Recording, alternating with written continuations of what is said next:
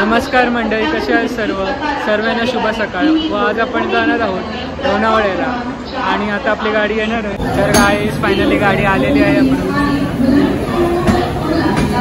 तर गाईज आपण आता बसलो आहे ट्रेनमध्ये, पाहू शकता आपण, आणि गाडी सुटली आहे कल्याणवरून। डेक्कनची सिटिंगही खूप छान आहे, आपण बघू शकता, आणि मला विंडो सीट भेटले, माय फेवरेट।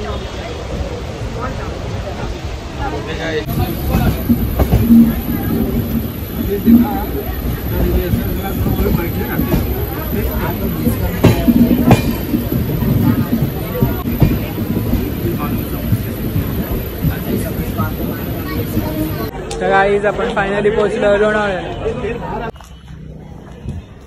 तर मंडळी आपण आता उतरलो आहोत वाकसाईमध्ये आणि आपण जात आहोत एकविराईच्या माहेर घरी।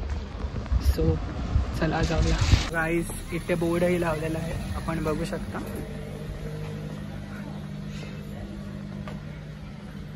तर गाईज आपण आता जात आहोत आणि आपण एकविराला आलो तर नक्की या मंदिराला भेट द्यावी। तर गाईज हा बघू शकता, हा परिसर आहे मंदिराचा आणि समोर तलाव आहे।